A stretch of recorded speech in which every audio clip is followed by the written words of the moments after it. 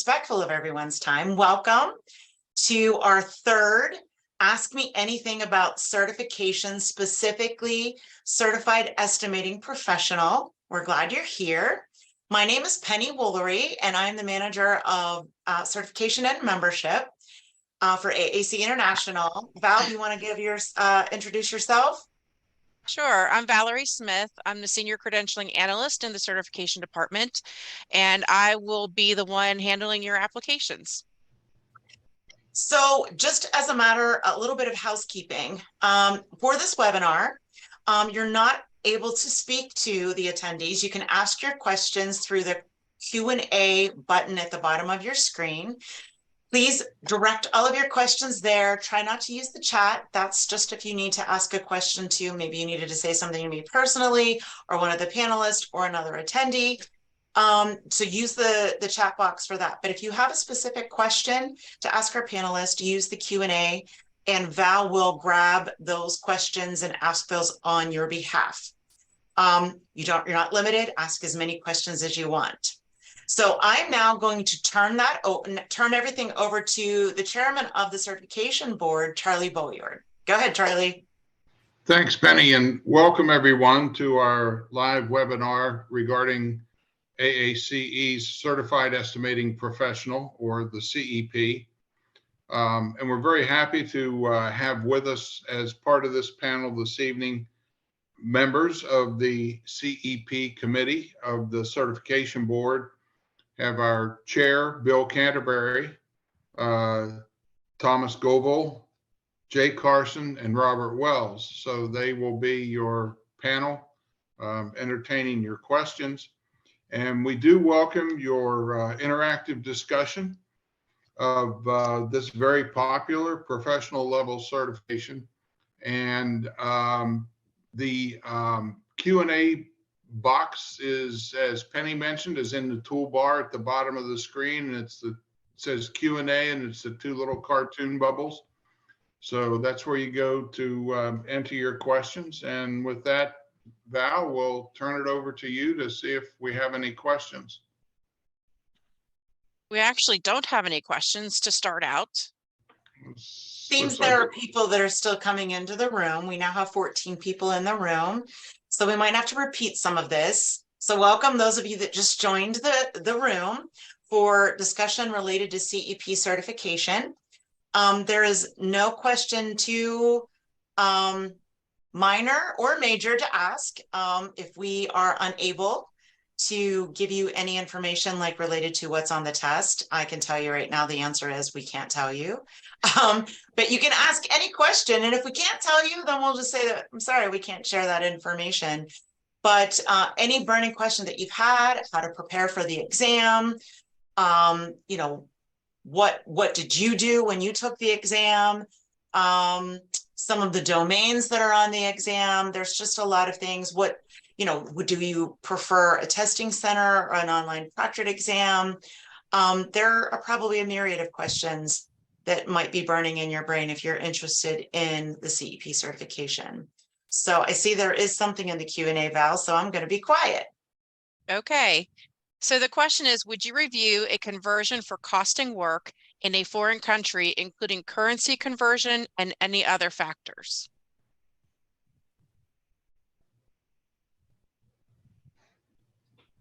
I can take this one if the team is okay. Yeah. So definitively the location impact, the currency exchange rate calculation is part of the knowledge that any estimator have to handle and know how to manage this part. So it's part of the body of knowledge of the certification in estimating. So yes, this kind of question and subject is potentially part of the exam, definitively. I'll just add Thomas's comments. So basically, depending on the estimating program that you use, whether it's in imperial measurements or metric measurements, you would want to get all of your quantities quantified in that system, and then you know, if you have it in imperial, once you develop all your quantities, you could convert that to metric. I know that most of the world operates on the metric system, so that's probably going to be more and more common for people on a global stage. And then once you get your quantities, you would want to, if you are doing work in a different country other than your own, you would want to get together the figure out the currency exchange rate and then apply that to your cost. So for instance, if you are working in Japan, and Japan is 125 yen per US dollar, then you would make the obvious conversion to convert your US dollars to yen. Typically that's done, you know, if it's not done in the estimating program, then that would be done kind of at the tail end of your estimate to be able to convert those costs. So I hope that helps. Perfect. Yeah. I mean, well, and Jay uses Japan because he's working in Japan or just recently finished it, I guess, converting things into Japanese yen. And then of course, Tomas is over, actually, you're not in France anymore. Where are you now? In Malaysia. Malaysia. So.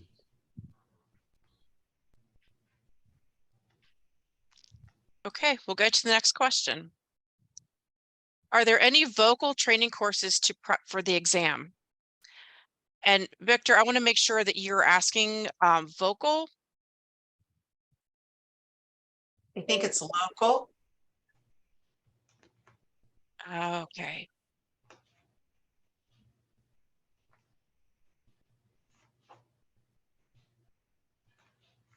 Well, if it's, I'll go ahead and start addressing it till we get clarification that I'm going to assume local. So I do believe, I mean, and that's kind of dependent on what area you're in, what section. Some sections do offer some training, but I do know that we always have the training, a CEP training at the national conference, which is June 11th through 14th, 15th this year in Chicago. And I don't recall, I believe is the training, I believe it's beforehand, a couple days before, I believe, maybe like the 9th and 10th of June, if I'm not mistaken. Yes, it usually is before the conference starts. Sometimes on a Saturday, and then sometimes they'll do it at the end. It'll be either on a Tuesday or a Wednesday. And I believe I have seen some email or advertisement for that. So I'm guessing it should be on our AACE website somewhere.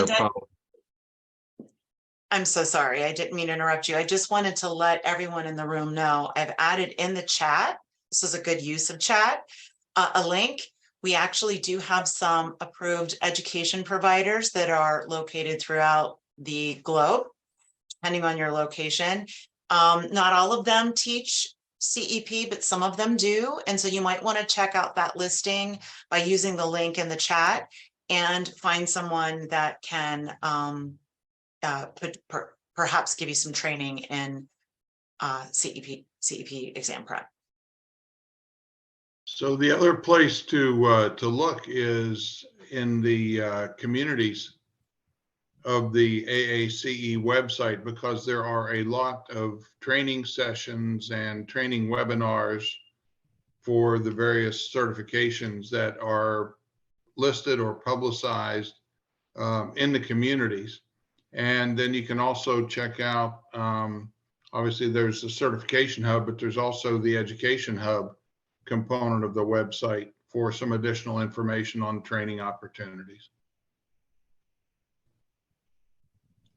And yes, they confirmed that it was live and not, or I'm sorry, local and not vocal. Okay, we'll go to the next question. Is the test geared toward an assessment of academic knowledge or practical knowledge? Can I take that one? Sure. Please.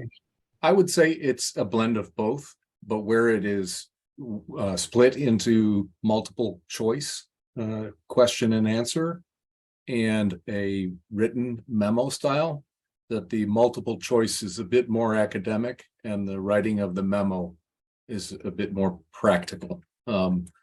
Maybe Penny, if we could find a link, I think we have a recommended practice on how to write a memo.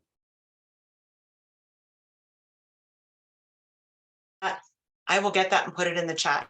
Thank you.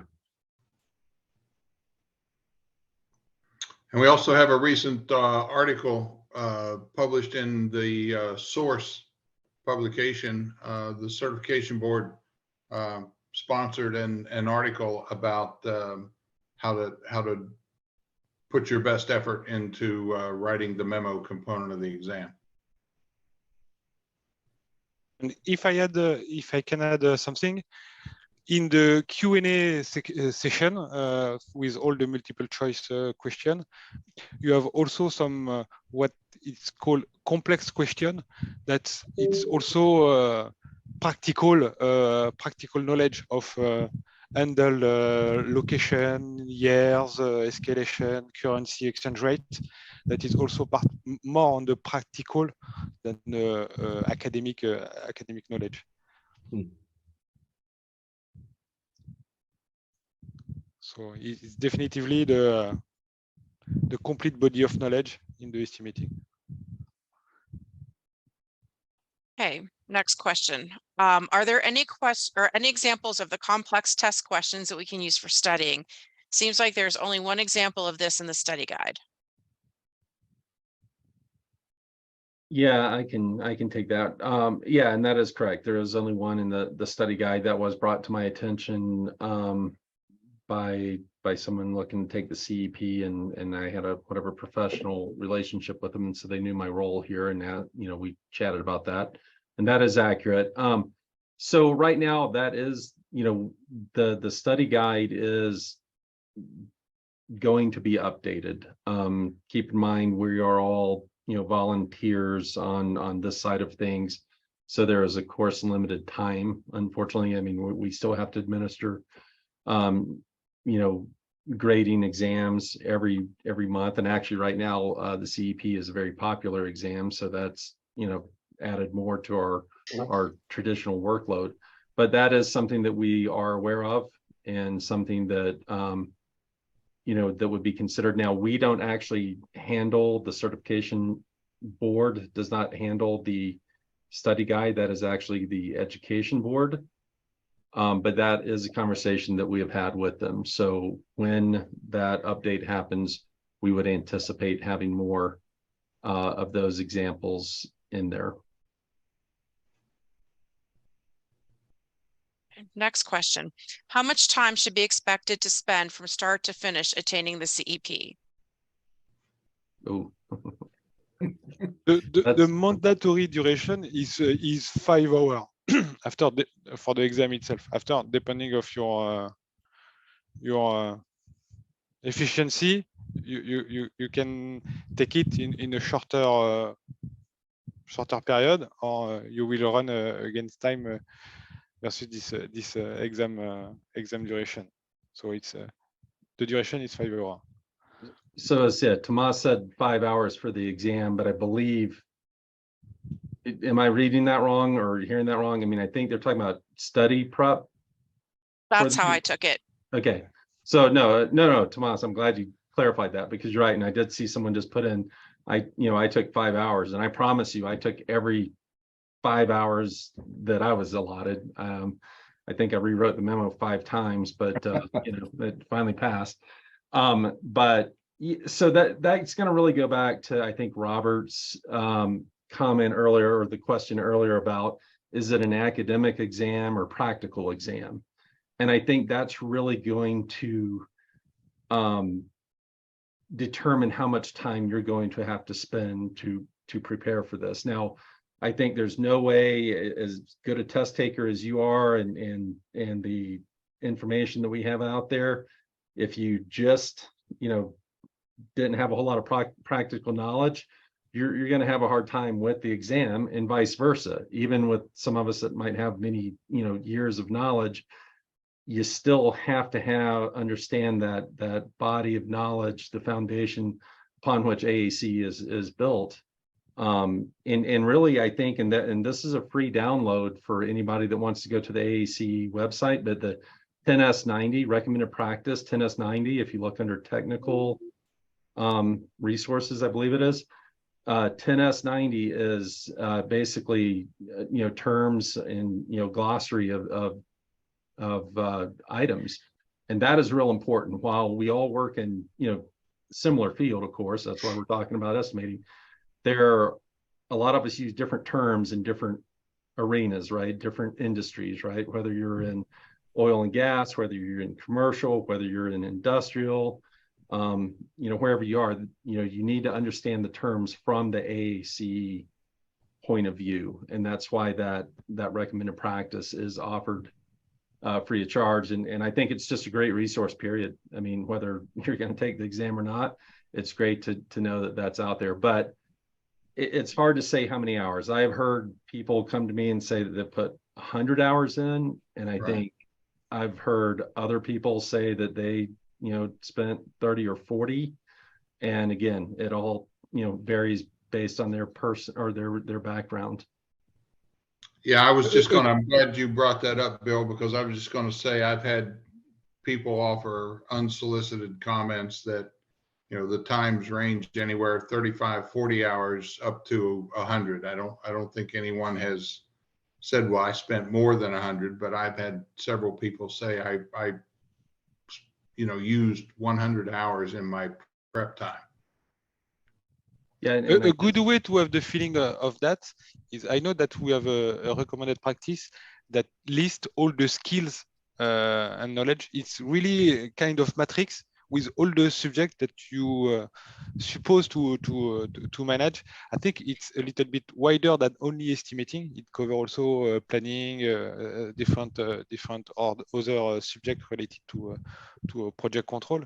But definitively, look at the list of the skills, and you can assess, yes, for this one I'm confident, this one no, and you can understand the number of subjects that you have to spend some time on it to ensure that you have the knowledge for the exam. Yeah, that's a great recommendation, Tomas. Where, yeah, just follow along and put in, what you think. Because I know one thing what keeps coming up in this theme is I definitely struggled with that currency exchange because I'd never had to deal with it before. About drove me batty. Me, it was the Imperial metrics management. Yeah, sure. Because I never use Imperial. Right. In the chat, I put the link for the recommended practice 46R11, which is for estimating. If you're not a member, there's a cost associated with that. If you are a member, it is free. Okay, so next question is, what areas do most people have a hard time with? Well, I just said it, currency exchange on my side. I would say the memo. I don't know if I can give specific details, but that is definitely, to me, one of the ones that people do have a hard time with. Preparing for that by writing a memo. Understanding what needs to be communicated and to what depth, how to show off your technical knowledge. That's what is being looked at. So, giving that a practice, you'll feel a lot more comfortable, I think. And I don't know if it's because people run out of time, but a memo should be more than a sentence. Sometimes it's pretty short. Well, Robert, if I could add to that, I would have to say that's probably an area that is common. In my 13 years of doing this, it makes everyone nervous, and it is difficult. Keeping in mind, you brought up an interesting thing, timing, because the memo shows up probably in about the 50th question area. And then you've got more questions after that. So you've got to use your time effectively. And to also keep in mind that in this particular exam, you have the ability to choose the memo that you want to answer. So keeping in mind, use what you're familiar with as you look over those various scenarios. Keep in mind what you think you might have an easier way to communicate what it is that you have to communicate. That would be my advice, keeping in mind that you can choose the memo that you want to use, but make sure that you're familiar with it and utilize your time effectively. If you're the type of person that can answer multiple choice questions, if you don't have test anxiety like me, go through those and save that to the end. But you might want to do a rough draft, continue, save it, continue, and then go back and fine tune it. And I think you would have a better outcome. I can't guarantee you'll pass, but you'll probably have a better outcome if you take your time and choosing the right memo and managing your time appropriate. Really good You're points. right. For me, it's the time management, the key of this exam. Generally, all people taking this exam have a couple of years of experiences. So all the studying mindset, exam mindset is a little bit old. And 5 hours of exam is need some preparation also to stay focused during 5 hours. So if I can provide one advice for the exam is, if you read the question and you don't understand, not sure, etc., better to pass the question, because you have the opportunity to come back to those questions later on. So you have you know how to answer the question, answer it. If you don't know, pass the question and come back later on, just to be sure to have time to pass through all the exam. That's a Very great good point, advice. Thomas. I was also going to say that in my experience, because I send out exam results, I have seen people who have taken the exam and failed the memo the first time, maybe with additional competencies or the different topics, but then come back to take the exam, pass the memo with blazing colors, but yet fail the rest of the exam because they're so focused on the memo and rewriting the memo.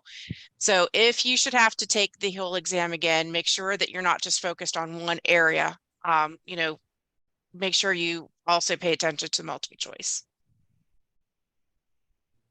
Val, I think that's a good comment. I just want to kind of add, again, going back to the practical versus academic, that's one thing we do pride ourselves on at AACE, is that you can't, like say the CEP study course coming up here in Chicago.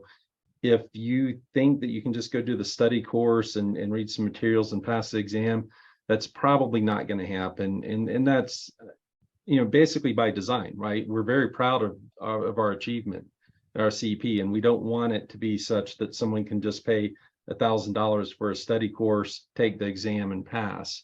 It's a very well-rounded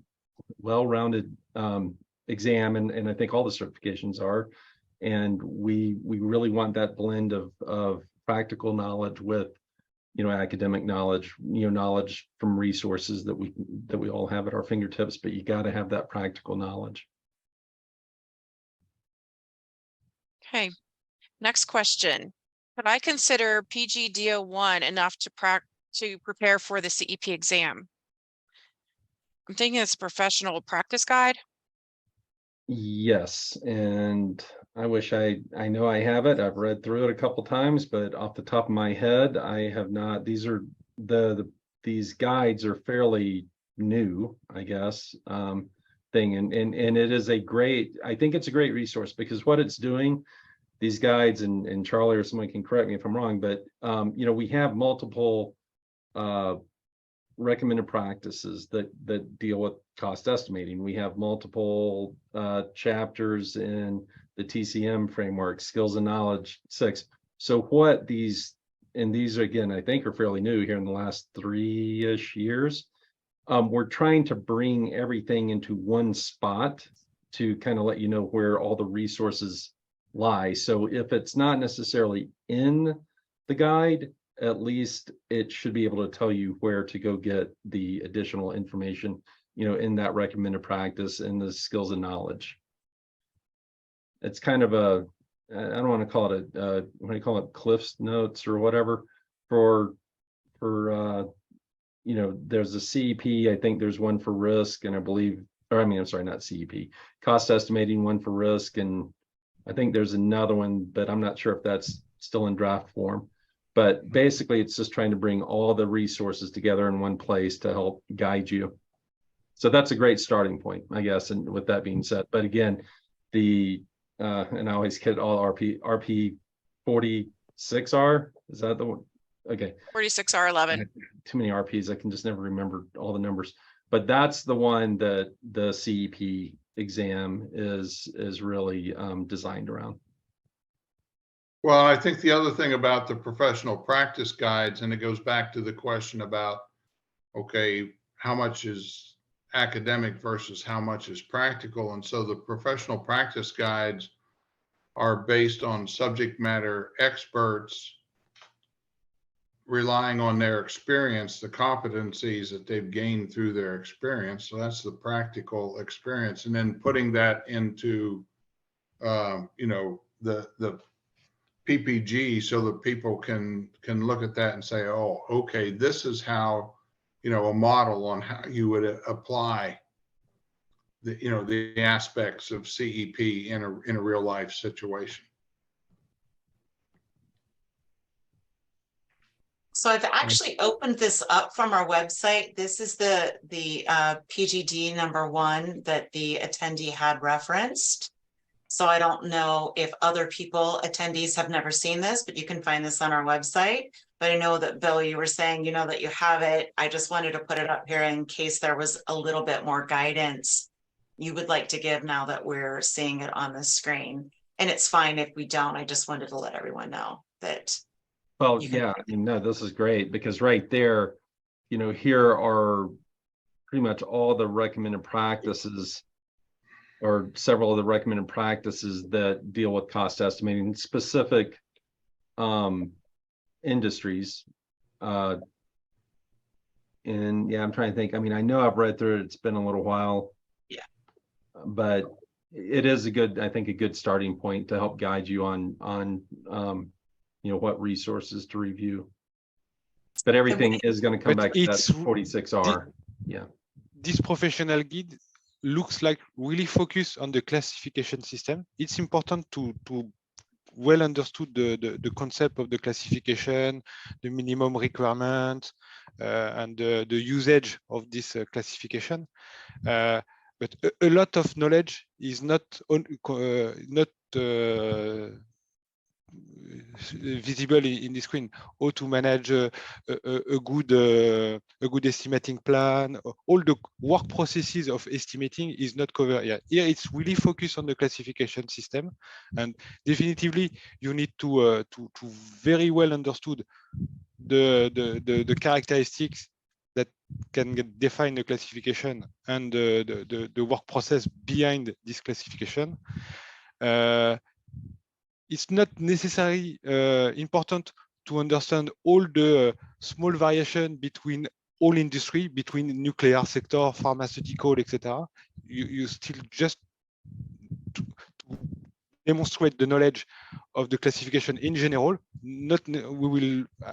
We'll probably not ask you the specificity related only to power transmission or only related to environmental remediation. So no need to know all the specificities of all the classification for all the sector. It's more the global knowledge related to the classification, and definitively this is good, but all the work process related to estimating from start the estimating work up to the final reconciliation with previous cost estimates, etc., need to be known. It's the complete work process. It's not only related to the classification system. Yeah, and I think right there it mentions right there under purpose, the guide, provides a roadmap and annotated table of contents for finding AACE recommended practice relating to cost estimate classification and estimate accuracy. So, right to Thomas's point, this does seem to be very focused on the estimate classes, which, again, to his point, the 17R97 is a general or a generic. That's all the others, 18, 47R, all those kind of came out of 17R97. So the generic classification system is a very good thing to know. They also put that in the chat, so all of the attendees can just click on it and you can actually view this and save it for yourself. Okay, let's Thanks, go to the Penny. next question. Do you have any advice for the complex questions? As someone who has taken the test once, this was a large part of the test that doesn't get much attention in the study material. Yeah, I'm going to kind of go right back to what I said earlier. I mean, we're aware of that, and that is it's a good question. It's a valid question. There's no doubt about it. And those, when we're talking a little bit about taking the test and kind of the time management, I think a lot of the multiple choice are up front, and as Penny said, the memo is somewhere in the 50s maybe, and a lot of the complex questions I think come at the end, towards the end. So I would highly recommend. I mean, I honestly thought I was going to be done with the exam in 3 hours because I blew right through the multiple choice, and then I hit the memo and the complex questions, and I was there for 5 hours, right?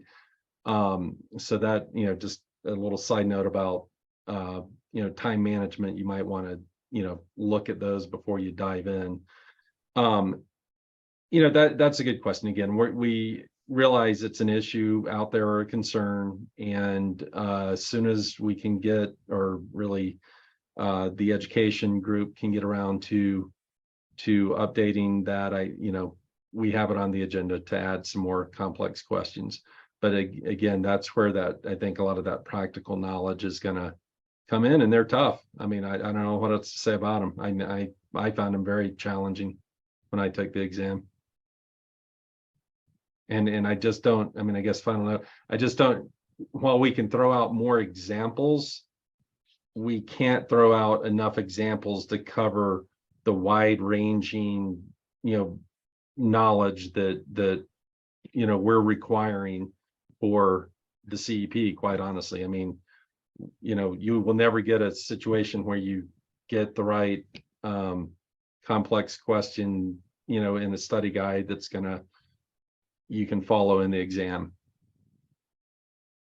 I think another key to the complex questions is, and it goes back to the comments earlier about time management, but also read carefully. Don't read rapidly and kind of rush through it, but take your time to read the question, understand what's being presented and what's being asked in terms of what you should do in responding to the complex questions. Yeah, great point, because one thing about estimators is we have to be very detailed, right? And adding on to that from Charlie, just on the memo, read what it says. There's some what I call freebie points in the memo, because we tell you exactly how to address it, and just follow what the directions are. Yeah, I was going to follow up on Charlie's comment that in a complex question, there's going to be a lot of information. And they could say something like the building is going to get painted red, which may not really have anything to do with the question. So you've got to try and determine what information you're being given in the complex question, and confirm that it applies to the question.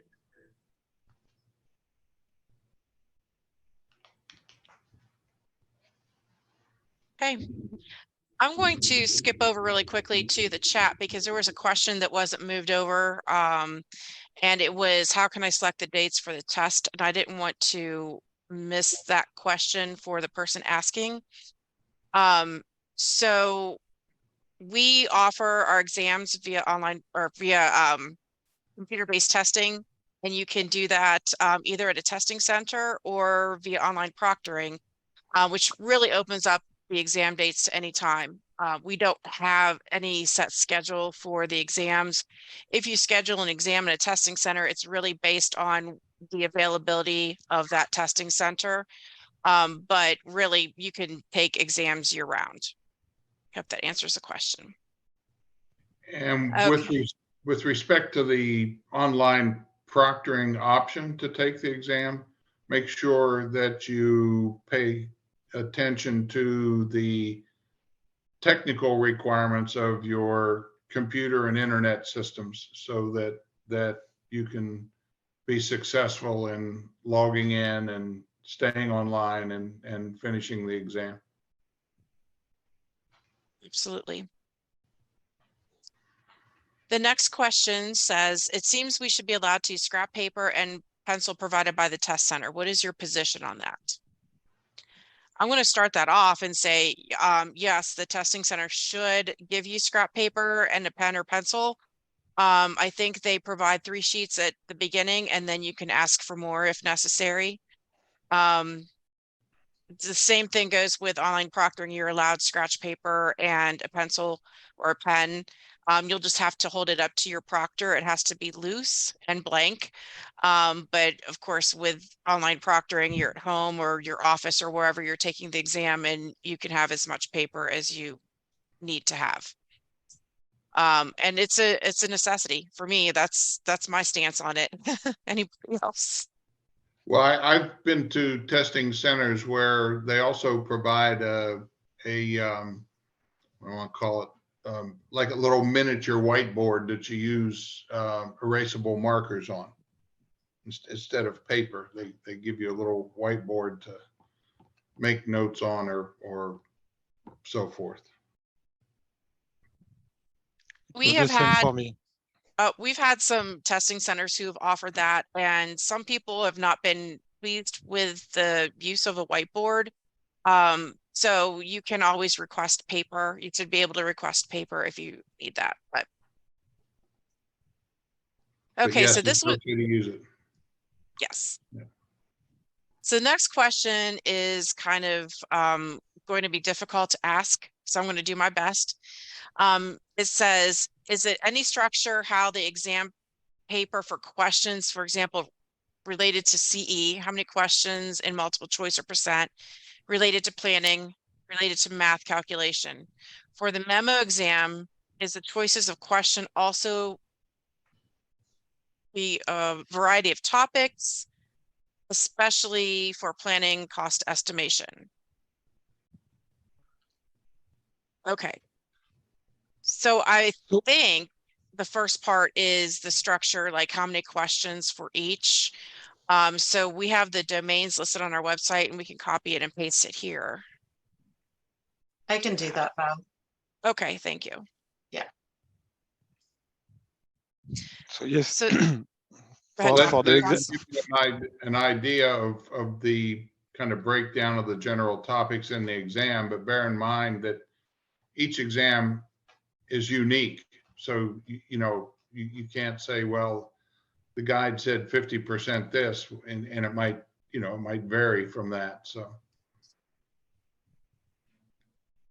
I've actually shared my screen. It's on our website. It's under CEP certification. And can you all see the screen? yes. yes. Okay. So under exam structure here, it's going to tell you, of course, you've got a five-hour maximum. We've already talked about that. But you have 119 simple multiple choice and compound scenario questions. That encompasses 3 domains: basic estimating knowledge, which are 50 questions. Those are all multiple choice, simple multiple choice. Then you've got your complex estimating problems, which are 24 questions. Those are after the memo. Those will arrive then. And then the end of the exam is also, I think they're a little combination of some complex and some multiple choice. And those are related to estimating process and practices. And there are 45 questions in that domain. Then you've got the one domain, which is communication, which is your memo writing exercise, which is a total of 120 questions on the exam. I don't know if that answers the question. satisfactorily, but this information is on our website and can't give you any more details other than the domains and how many questions you can expect to have on your exam in each domain. And I think the next part is asking about the choice of questions, if it'll be a variety of topics for the memo, which is yes. Yes, and I mean, obviously it can't give away too much, but we do recognize that there are, you know, the cost estimating has, how shall we say, you know, a pretty wide range. When we say cost estimating, that's a very big umbrella. So I do think that the questions that can be chosen from cover a lot of different areas. So I think there's always, I mean, I honestly found multiple that I felt like I was very comfortable with writing on, and just. And some subject is more practical, some other is more generic one. So in terms of choice of the memo, you have a wide possibility. So generally, everybody can find a subject that when you are relatively comfortable with something that you have already managed in your professional works. Agree. I'd say it's hard to fathom that any of those questions would not make any sense to somebody who's, you know, seeking estimating certification. It's multiple questions will probably be, I wouldn't want to say very easy, but at least very relevant to what you're doing. Yeah. Let's say that the same as an advice for the memo portion. Take time to read all the subject, because definitively you will be in position to reply to all the subject. Try to find the one where you know that it can be easier for you, more comfortable, and you are sure to be concise, because some of subject, at least in my point of view, need more writing, more elaboration in the reply that can also consume a little bit your time during the exam. So definitely take the one where you know to be straight to the point, but covering properly the subject and replying professionally to the subject. But you can find a subject where you can be more straight to the point. Okay, here's a great open-ended question for everybody. What is a good question to ask? Or what types of questions did you anticipate that you know would be helpful?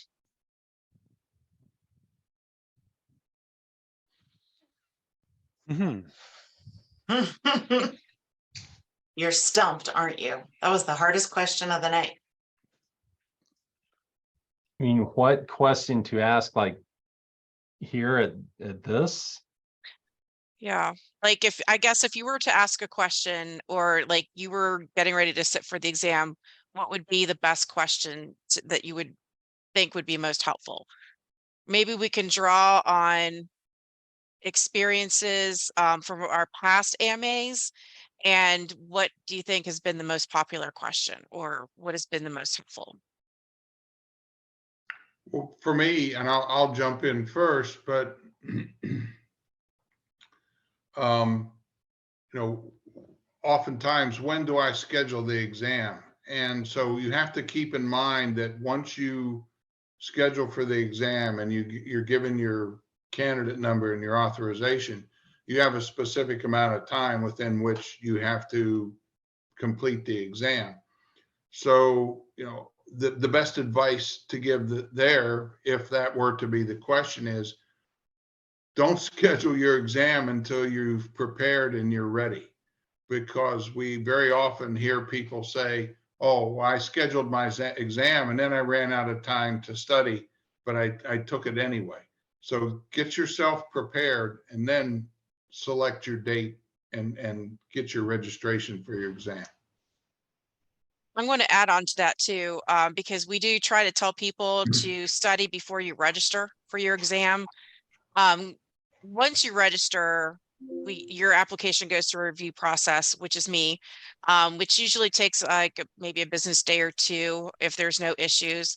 And then you'll receive your clearance to schedule your exam when I have approved your application. So from that point that you receive your clearance, you have 6 months in which to take your exam up to 3 times. 2 of those are at a reduced fee. And trying to plan on when to schedule your exam, and thinking about the grading cycles, which falls once a month, every month, on or around the 15th. It's kind of tricky. So 1, schedule your exam soon after you register, because you've already done studying, you're already ready. Schedule it so you have plenty of time within your registration period to take the exam over should you need to.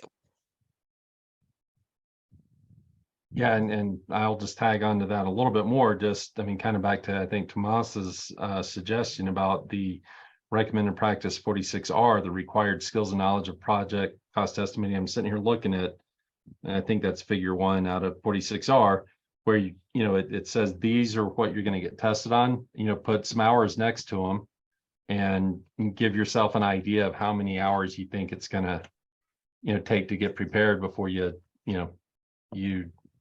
schedule anything. And allow for contingency, right? Sorry, I had to throw that in there, right? That's what we always talk about, contingency. So.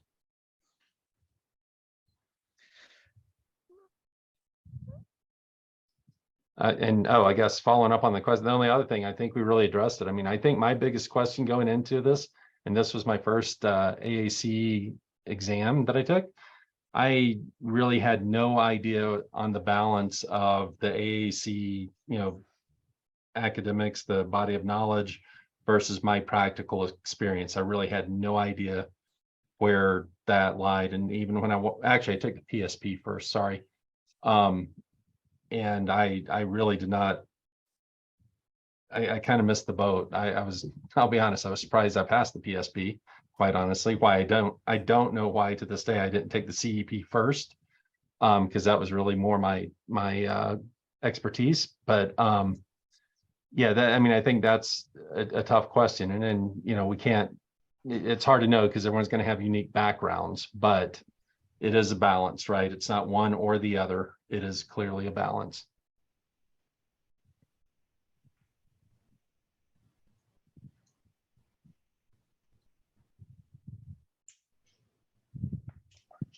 How about this one? What would you have done differently when you took your exam? Take the CEP first. I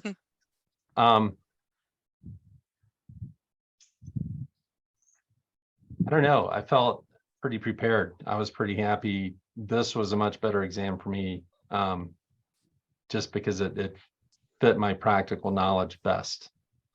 But I probably, you know, I'm going to kind of go back to the PSP, a little bit different, but I should have spent more time in the skills and knowledge in the TCM framework. Quite honestly, I think getting a better handle of those 2 foundations of the AACE body of knowledge would have, you know, prepared me across the board. And it's just phenomenal information, regardless. For me, it's definitively the mindset to take an exam. In fact, when I passed the certification a couple of years ago, we were 5 or 6 of my company taking the exam in the same time, etc. And definitively, the first feeling when we go out of this exam was intense 5 hours, and a couple of my colleagues have no time to finish. So for me, yes, trying to practice really like an exam. It's why, for example, the study guide should be considered like a example of exam, And if I can provide an advice is work on your recommended practice, read the skill and knowledge. So absorb the body of knowledge that you need to understand, check the RP for all the skills that you have to do. And when you have the feeling that you are ready, take the study guide and take it as an exam. So give you, I don't know, I think it should be a little bit shorter than the real exam. So sit you on the chair, take 3 hours and go through all the example of question, etc., provided in the study guide, just to know if in terms of timing, in terms of rhythm, you can handle it in the fixed period of time. I cannot assess like that the duration because I don't remember exactly the number of questions, etc., available in the study guide. But it can be a way to have a feeling about okay, yes, I go through the study guide in this period of time. I'm comfortable with the duration. I have a good pass result. And for all questions where you are not okay, in the study guide is highlighted which skill or knowledge is you fail, so you can rework only this part of the body of knowledge, etc. So it's like a training support, but really with the mindset of an exam.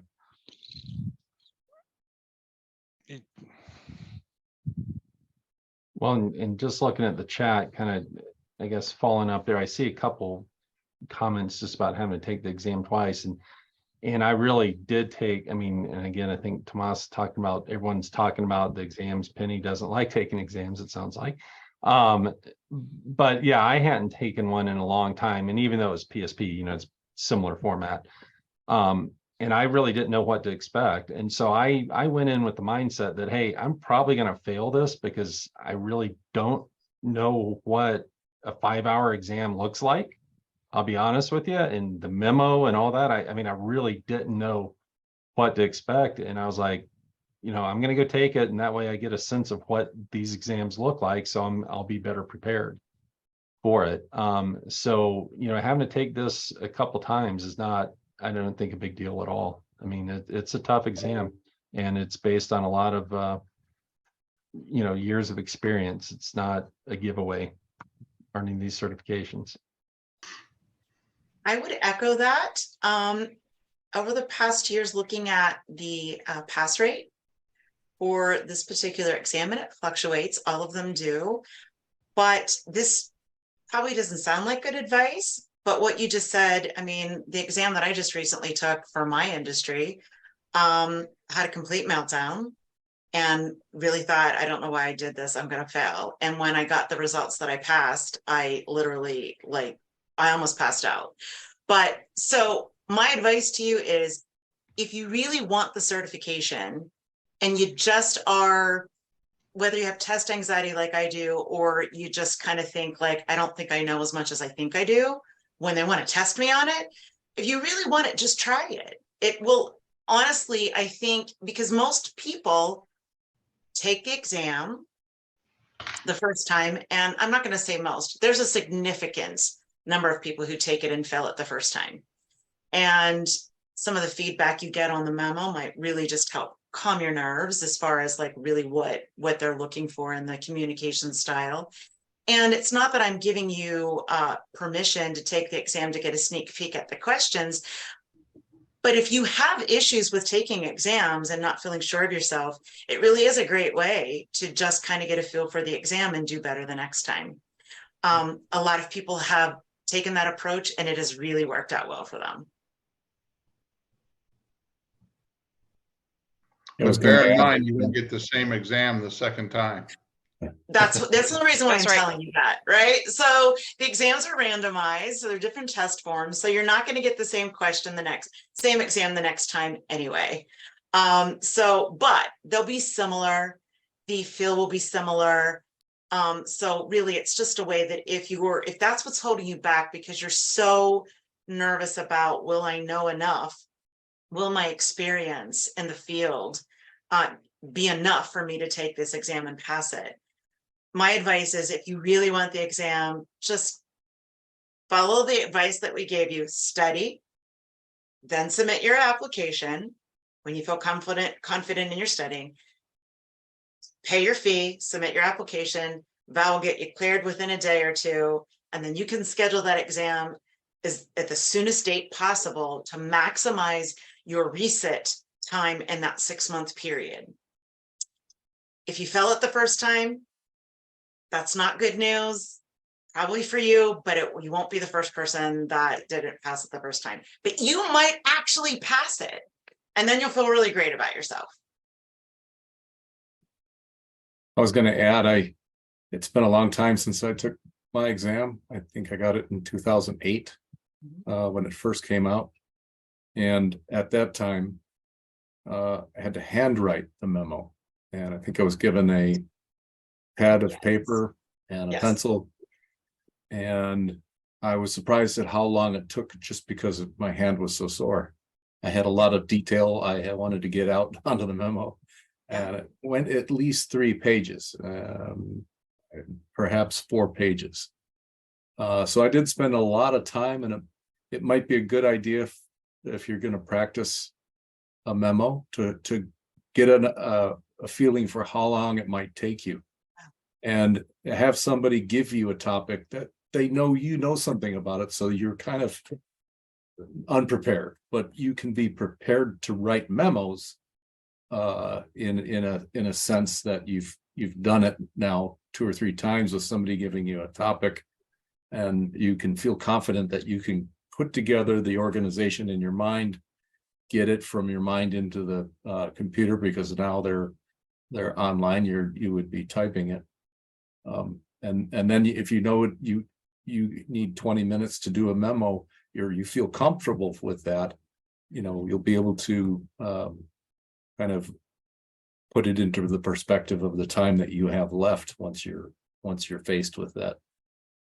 memo. And the only other thing I would suggest is, because I was there writing this memo for 3 or 4 pages, some people finished early, and one guy felt comfortable enough to start talking rather loudly.